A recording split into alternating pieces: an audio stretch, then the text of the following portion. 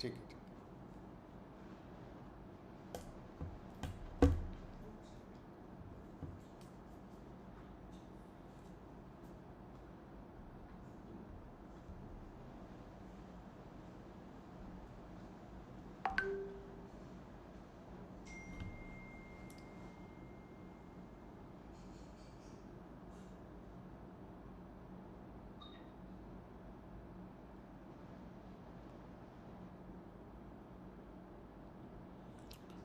Okay, can I?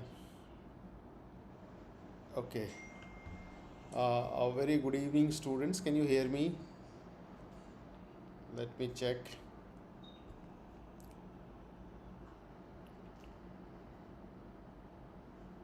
I hope I am audible to you. Okay, can I? Okay, great. Okay. Okay, great. So, once again, a very good evening, students. First of all, let me appreciate you all people who appeared for this NEET-PG exam, which was held in two sessions yesterday, and it has been a commendable work, the hard work which you have done over the period of years. And yesterday was the judgment day where you all have given your heart, and the whole, you solved all the questions. So today what we are going to do, just we are going to just take a recall based questions what was asked in PSM. And when I went through the PSM questions, what I saw, the questions was what I can say moderate. It was good enough, moderate, not very tough also. But yes, if those who have studied well and those who have gone through the concepts, they would have found the questions very easy. It was not tough, it was good. Okay, so we'll take the questions one by one and let's try to see how was the question.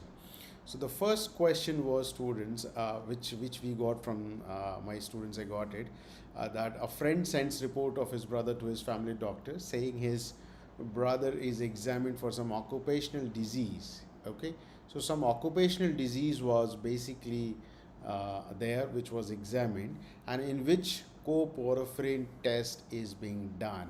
Now, students, we have discussed this n number of times.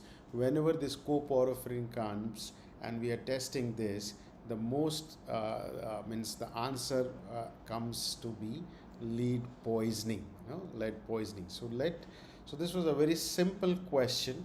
So which disease is suspected by a physician in this brother was definitely lead poisoning. And whenever I take class on occupational health, and what I do, I share this table, no? And this table help us to understand in nutshell about the diagnosis of lead poisoning. So a screening test for lead poisoning happens to be coporphyrin in urine, and these are the values, no? Coporphyrin urine, if it is greater than 150 microgram per liter, it is exposure to lead. Then we do allow also, and which indicates lead absorption. Then we do lead in blood, lead in urine, and basophilic stippling of RBC. So they have directly asked this question, coporphyrin, and so the answer happens to be lead poisoning. Easy one. Now, this is the second question, student, and this question and there was another question related to maternal mortality. Now, whenever I take class on this maternal mortality, the first thing which I say is that, and this can be understood in a best possible way. The question says in numerator you have maternal deaths, right? And in denominator you have women of reproductive age. So this cannot be ratio, this is rate.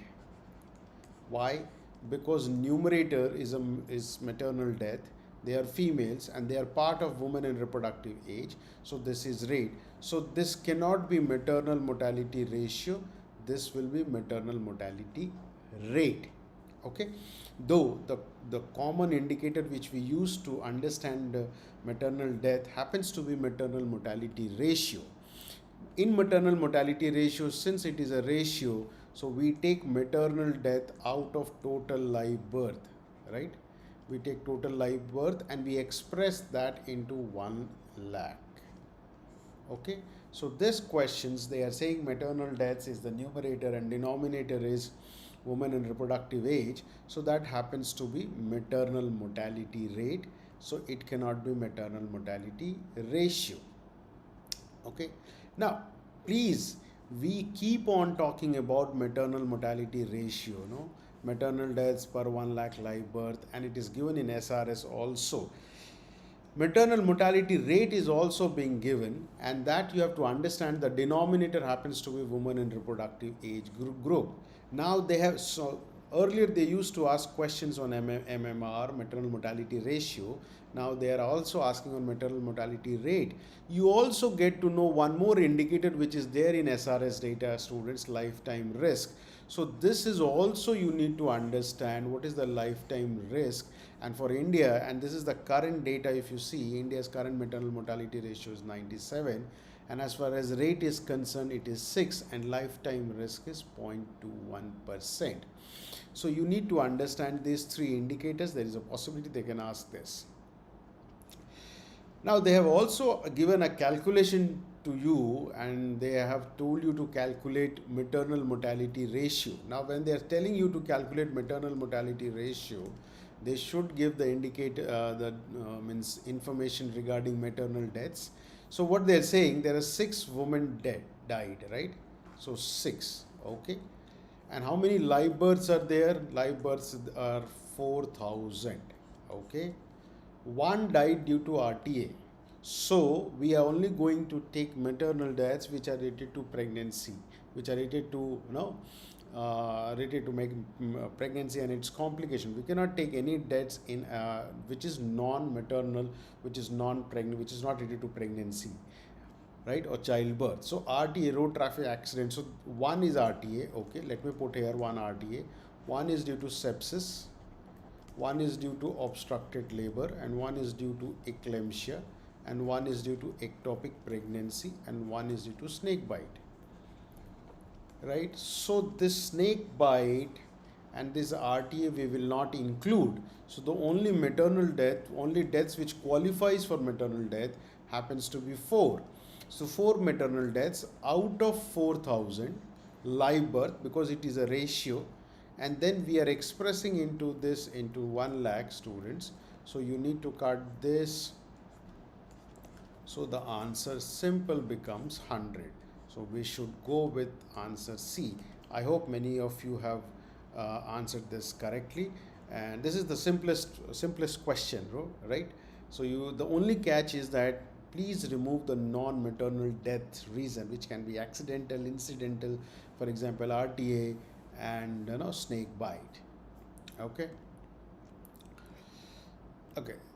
There was also a question which I came from the students, that we need to arrange the demographic cycle, how the cycle happens. So this is also a very easy question, students, and we all know demographic cycle starts with high stationary, then there is early expanding, then there is late expanding, then there is low stationary, and then there is decline phase.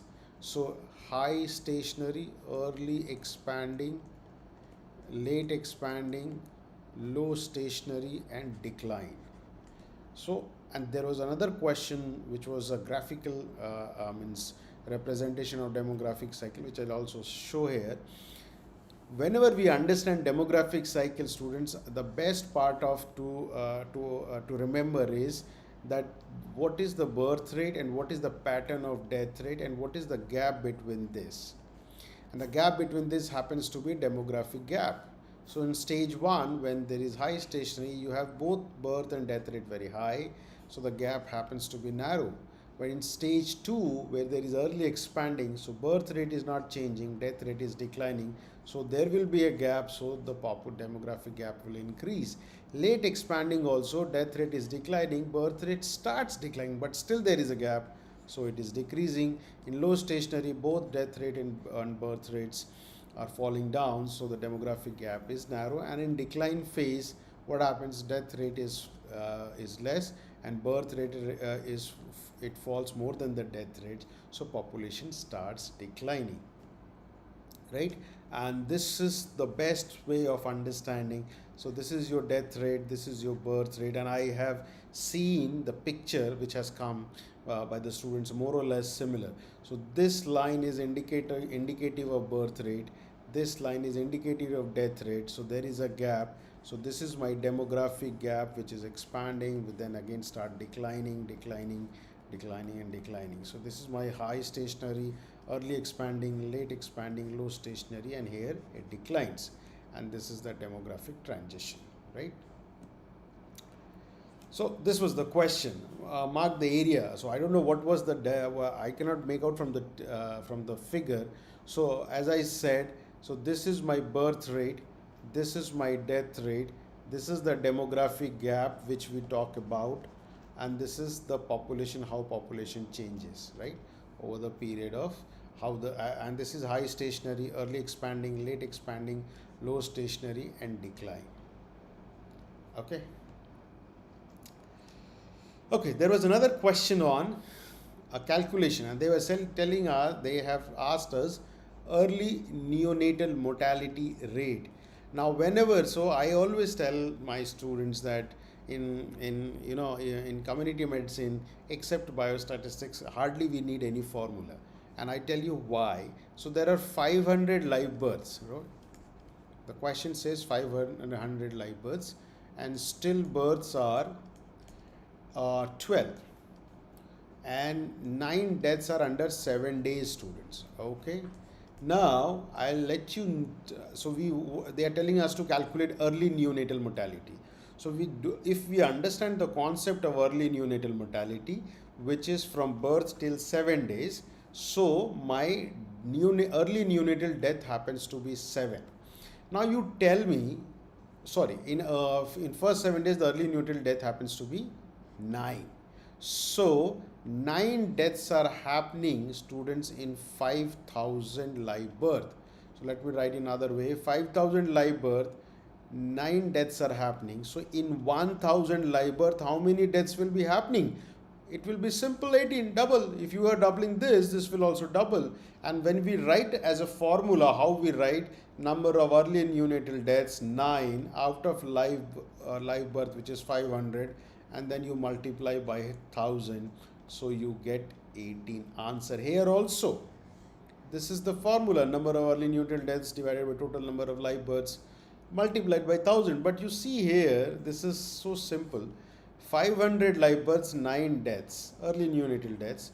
So in 1,000, how much? 18. So my answer goes to 18. Okay. Right. Now this was the image-based question they have asked, and we have seen this image-based question. This is a very easy question which has been asked earlier also, and this is an indication of the program related to leprosy, National Leprosy Eradication Program, right? And we all know about this. It's that it symbolizes beauty and purity of lotus. Leprosy can be cured. We all know this. And leprosy patient can be useful member in the society in the form of affected thumb, a normal for finger and shape of a house, symbol of hope and optimism is the inner rising sun. So basically the logo, what it talks about that leprosy can be cured and it is not a stigma, right? So this was the easiest question they asked. Now they have this time, but the questions were okay, we can answer those questions. Now one of the question was, and we have to read once and twice. If you read the question, by the reading the question you come to know the answer, even if you are not aware about many of the statistical tests. So they are saying 80 people, a group of 80 people, to study the cholesterol levels. So cholesterol is a measurement, we measure with a unit. So the moment we measure with a unit, it is a quantitative data.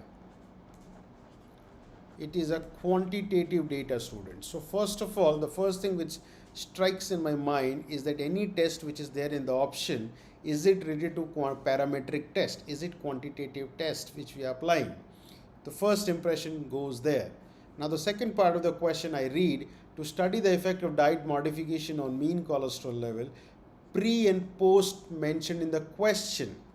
Now, whenever we get such question where, or whenever we are doing any study where we are doing pre and post analysis, and it is a quantitative data, we use the most common test, which is t-test, and that also paired, because you have one group of people, and you are only, what you are doing pre and post. And since it is a quantitative data we have in the question, so the answer goes to paired t-test. Okay. Now they also gave this time to calculate median, and median with the smaller value, so it could have been done very easily. And so just what we all know, we have studied this, that we have to arrange the data in ascending or descending order, which they have already given, I guess. So 1, 2, 3, 4, 5, 6, 7, 8. So median is n plus 1 by 2 student. So 8 plus 1 by 2 is 9th. It is 9 by 2, which is 4.5. 4.5 happens to be, then we have to take the average of 9 by 2, which is 4.5. So the answer goes to 4.5. Please remember, n plus 1, 9 by 2 we are getting here 4.5, but okay, the answer is also 4.5, but the fourth and fifth, this two average we have to take, and that value will be the median. So the answer is 4.5. Okay. Yeah. Now, they also gave a question. A statistician wants to study the effect of medicine in 3 groups, right? There are 3 groups: humans, animals, and plants. Then he selects randomly out of these 3 groups which sampling is performed here. Now, try to understand this question. So the question is saying, statistician has already decided that there are 3 groups. No, first is human, second is animal, third is plant. Okay, so there are 3 groups, and from each group randomly they are selecting it. So already the statistician has stratified it, and stratification has been done. And once the stratification has been done, next what they are doing, so the heterogeneous population was converted into homogeneous population, and then from there you are selecting randomly the sample. So the best answer to this question is simple stratified random sampling based on the question given. And I always explain this by this picture. So you can see this is a heterogeneous box where you have a square, you have a triangle, and you have a circle. And what we do first, we divide it, make into homogeneous. So this is heterogeneous population. Let's make into homogeneous population and then do a random sampling. So it is a stratified random sampling. More or less the question was on the same pattern. Okay. Okay, there is also a question in which I don't have the other options what was there, but it was related to, let's understand the question. A study was undertaken to establish consumption of a vegetarian and non-vegetarian diet with disease. So we have a disease, so there is a classification vegetarian and non-vegetarian, right? So people are consuming vegetarian and non-vegetarian diet. So we want to see that what is the influence of this vegetarian and non-vegetarian diet on the disease. So this is a qualitative data, students. The moment it is a qualitative data, so non-parametric tests should be used, and the simplest one which we use is chi-square test. So if this is the question and we have, I don't know the other options, if the options are clear, then we can make it the correct answer. But as of now, I think the answer goes to. Okay. Now, there was another question on MTP. Nowadays, they're asking questions on MTP because the recent amendment has been done. So, a question says a female presents with 22 weeks of pregnancy due to rape. Which statement is correct regarding MTP? So, between 20 to 24 weeks, one doctor opinion is required. Wrong, students. This is not wrong, right? Between 20 to 24 weeks, MTP only done if it is life-saving to mother. Wrong. MTP can be done up to 24 weeks in this case. Correct. MTP can be done after 24 days. Let's see. Right. So up to 12 weeks, we need only advice of one doctor. Earlier also it was one doctor. 12 to 20 weeks, 20 weeks earlier it was two doctors, now it is only one doctor. 20 to 24 weeks, two doctors of same categories they can do. More than 24 weeks, medical board has to be applied, and they have to decide whether it has to be done or not. Anytime during pregnancy, one doctor if immediately necessary to save the mother's life. Okay, there was a very one of the okay question, good question, which I think everyone would have got correct. A mother delivers in a rural area, right, under guidance of skilled care attendant. So there is skilled birth attendant, we have a SBA trained staff. Which of the following is incorrect regarding care provided by skilled care attendant? Now, we keep on talking about exclusive breastfeeding, and just now we had completed the breastfeeding week. So start breastfeeding as early as possible. This is correct. This cannot be wrong. Covers baby head and body, correct. Clear eyes with sterile swab, correct. But taking bath with warm water at the time of birth or after birth is initial days, it is not recommended because it can lead to hypothermia, students. We keep on saying that we need to do kangaroo mother care, we need to balance the temperature, keep the temperature warm. So we should not go for warming the child. So this is the most inappropriate answer option, and so the answer in this question happens to be C. Okay. Now there was a question on to study the effect of vitamin C on respiratory disease. A study is done. We need to arrange in correct sequence the steps of the following. So based on the steps which was given, probably this is a case control study. Now in case control study, and when I saw this question, what I did, the first thing which I did, I went to the book park and I just cross-checked what they have done. They have taken every word from there except one thing which I'll show. So matching, selection of case and control, measure total exposure analysis. This is the wrong sequence. The first one is this, second one is this, third one is this, and fourth one is this. So you need to select the case and control, then you need to match it, and then you have to measure the exposure, and then you have to do the analysis. I have taken the screenshot.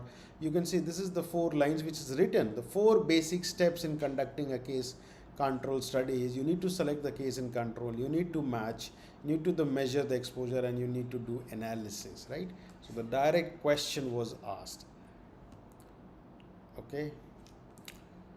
Now, which of the following disease have a maximum submerged options of the iceberg?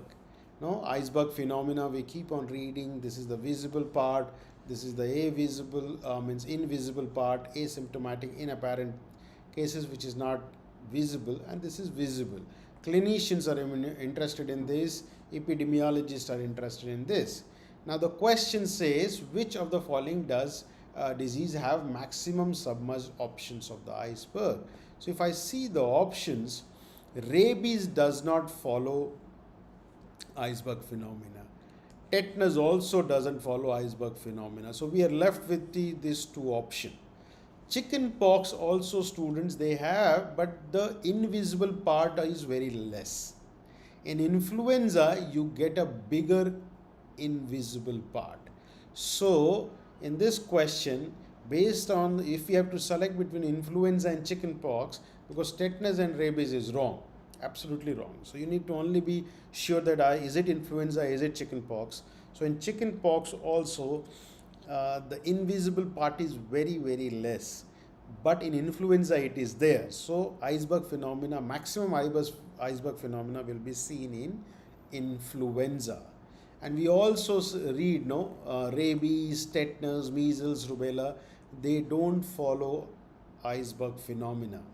And in chicken pox, since it has got lesser number of subclinical cases, so it has, but it is very less. Influenza has got a significant number of subclinical or mild cases, so it forms the larger submerged portion of the iceberg, students. Okay. This was the program image-based question, program-based question, and this image has been taken from the guideline only. If this is the image given in the question, and if you see the Government of India JSSK guideline, the first page of that guideline is the same image, and it is Janni Sishu Suraksha Karyakram, and where it was launched after JSY, Janni Suraksha Yojana. Why this was launched? Because Janni Suraksha Yojana was promoting institutional delivery by giving incentives, but it was not taking care of out-of-pocket expenditure. Now JSSK in 2011 launched in from Haryana district. It was that it will pick the mother, pregnant woman from the house with the help of ambulance to the hospital, get it delivered there, keep it there for 2 to 3 days, 5 days depending upon normal delivery and or cesarean, and then they will be dropped back to the hospital. Also, all the care will be taken care by this program. So out of pocket expenditure should be less. So this was the question asked on JSSK. Now they have also asked about HDI, and HDI, I guess they gave this dimensions and indicator, health. No, so HDI we keep on saying so I say in this form: longevity, knowledge, income, LKI, right? So longevity is life expectancy at birth. Knowledge is education, where we talk two indicators: expected year of schooling and mean year of schooling, and living standards, which is income, which is measured in purchasing power parity in US dollars. And HDI, UNDP. Please check, student, 2023 data says India's rank 134 now, right? India ranks 134 with Switzerland at top and Somalia at the bottom. So India's rank has slipped down from 129.30 to 134. So this was about HDI because it is related to longevity, knowledge and income. It's not PQLI, it's not Human Poverty Index, and it is not MDPI also. Human Poverty Index is not used nowadays. It is used in addition in place of Human Poverty Index. We are using MDPI, and in MDPI, students, we are taking 3 indicators and 3 dimensions and 10 indicators. And if you talk about India, we are taking almost 12 indicators. Okay. Now, there was a question, I don't know whether the question is correct or not, something related to PQLI, Physical Quality of Life Index. Please remember HDI, PQLI, the only difference is income. So in money part is not considered in PQLI and income is considered in HDI. Next, in PQLI what we take infant mortality rate. Now students, you see the child has taken birth here, child has died at 1 year of age. So this age is infant mortality. Any child dying in between birth till 1 year of age is infant mortality. Those who have survived, suppose those who doesn't die, so they will survive their 1 year, they will celebrate their birthday. So that is the reason, if we have taken one indicator as infant mortality rate, the other indicator will be life expectancy at age 1, which is the A option, and education is definitely there. So these 3 are part of PQLI. GNP, money, as I said earlier, only money is not a part of PQLI. Money always we consider in HDI, which is Human Development Index. Okay. So there was another question on a clinical based question. A man occasionally eats outside home due to traveling reasons. He presents to physician with abdominal pain for 4 days with history of fever, and you have bradycardia also. So you have fever, you have bradycardia, and you have abdominal pain for 4 days. So the probable diagnosis is typhoid fever, and the confirmation culture. Okay, so the answer is simple, this one, it's blood culture. Okay, now Vidal test is less reliable. So Vidal test is very common, we know, but Vidal test is less reliable. And stool, and we know BASU, we keep on reading BASU, blood, agglutination, stool and urine. So blood culture is to confirm the diagnosis of typhoid fever. Okay, they asked a question on disaster cycle, and they have also mentioned that we can answer in multiple answer can be there. Which phases of disaster cycle can be included in the recovery phase? Now student, try to understand, whenever there is a disaster, there is an impact. So when there will be an impact, what will happen? What will be your response? The first thing will be you have to respond. Once you have responded, then what will you do? You will rehabilitate. So this too is the part of disaster cycle during recovery phase. Mitigation and preparedness is not a part of recovery phase. So response and rehabilitation is the part of recovery phase. Okay, there was another question in option paper 1 and paper 2, the order of disaster management steps. So obviously, let's rule out.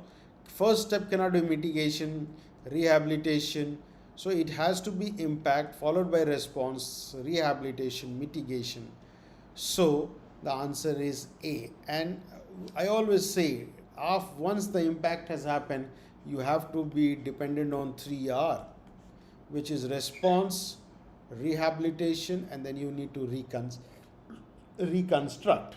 Once you have done with this, then you will try to mitigate and prepare so that you can respond to the forthcoming disaster.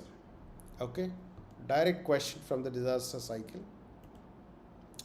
Okay, they also gave this image which is very common in leprosy, SAPNA, the leprosy. UNICEF also gave the concept of MENA, UNICEF. So this is about leprosy students, the SPARSH program, where this student has been SAPNA is ambassador to leprosy, and she keeps on talking about how leprosy can be cured and it should not be considered as stigma. Okay. There was another question, easy one. Which of the following vaccine can be kept at the lowest level in ILR? So obviously, the vaccine which can be kept at lowest level of high ILR will be heat sensitive. It cannot be freeze sensitive.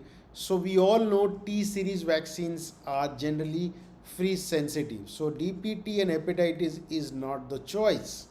Cross it. Rotavirus also cannot be kept at the bottom. OPV students, why? And you can correlate with this. Oral polio vaccine we can keep in deep freezer also. I'm telling you, during pulse polio program, OPV can be kept in deep freezer. Nothing happens. In pulse polio, nothing happens. So you should put this. But vaccines are generally stored in ILR. It's correct. But so that is the reason OPV can be kept at the lowest level of ILR, because it is not going to be damaged by freezing also. And this is the ILR, this is the picture which you have seen. So at the lowest level you can see OPV, then we are keeping measles, BCG, Rota, and then we have this T series all vaccines which is kept on the upper side. Okay. Yeah. This was the question which was generally not expected. Sanchol vaccine, cholera vaccine they have asked. So it consists of 01139. So it is a bivalent and it has got 2 doses students. Okay. Okay. So that was the question which was generally we didn't expect that will be asked, cholera vaccine will be asked, but they have asked this time. Okay.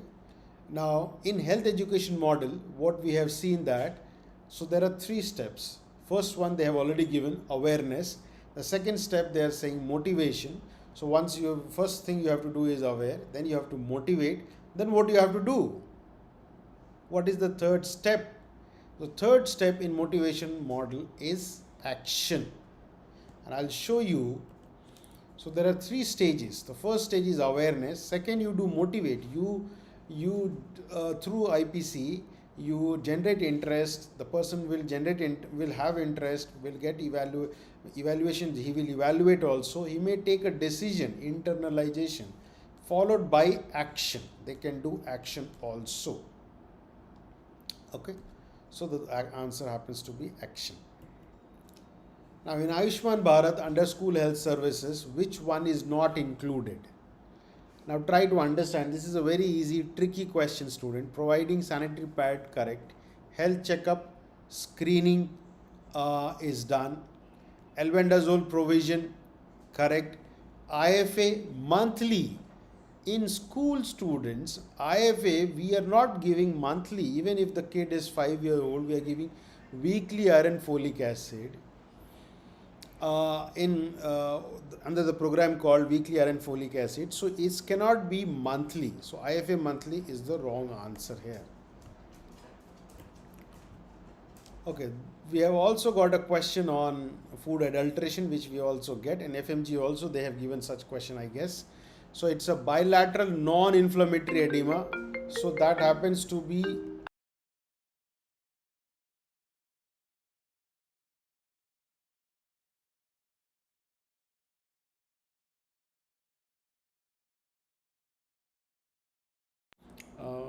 epidemic dropsy. So the mustard oil gets contaminated with arginine oil. So as a drug inspector, which test you will use, right? So which test you are going to use? So we are going to use paper chromatography, we are going to use nitric acid test, right? So but both can be used, but which test should be done by the drug inspector? So the most sensitive one they should do, and the most sensitive one should be, paper chromatography. Okay, so let's go with the answer, paper chromatography, and I teach by this. You can see nitric acid test is being done, and we also do paper chromatography, and I have written also here most sensitive test, right? So we are going to use paper chromatography test. The answer to this question will be paper chromatography test. Okay. Now, one of the question was incubation period of a disease is 5 to 14 days. Calculate quarantine period. I think everyone should get right this question, students. And why I say this question, because in COVID-19, the only word which was the most commonly used was quarantine period. Quarantine. What is quarantine? Oh, quarantine. In fact, quarantine was so big that it got an upper edge than isolation. We started everywhere, we started using quarantine. So quarantine is always done for the maximum incubation period. So the question itself, it says that it is 5 to 14 days incubation period. So 14 days will be maximum. So the answer is simple. It is 14 days. So the quarantine period will be for 14 days. Okay. There was also, I don't know about I don't have the full question about this. The period between the entry of organism and maximum infectivity, which we all know is generation time. So this much question I don't have the clarity about the detailed question. If this is the question, the answer will be generation time. And this is all the terminology which we use in infectious disease. There is also image-based question about Carter thermometer, and this we all know it is used to measure cooling power of air. So the answer will be A. Okay. There was also a question, fruit farmer present with fever, respiratory difficulties and neurological complications. Since the question has already given you fruit farmers, so it becomes very easy to diagnose, and the answer is Nipah virus.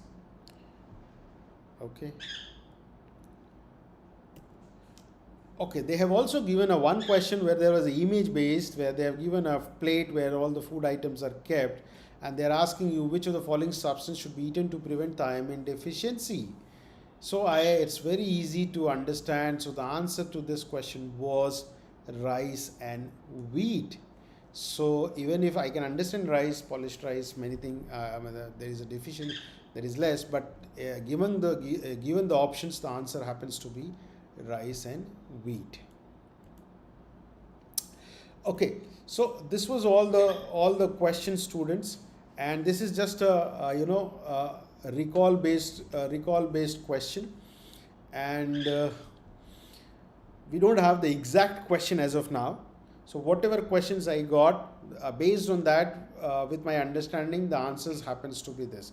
Overall, if I have gone through these questions, I felt it is okay, good. 80% of the questions were means good enough, which you have studied and you would have definitely solved. One or two or three question was there which was tricky, and but once we get the full-fledged questions, definitely will come with a detailed version of the question with a accurate explanation, an accurate explanation of also the things which is for the other options also, which is not there.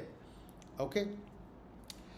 So my best wishes to all of you. I'm sure you will succeed in this upcoming exam, and wish you very best of luck in your future. Thank you very much, students. Take care. Bye bye.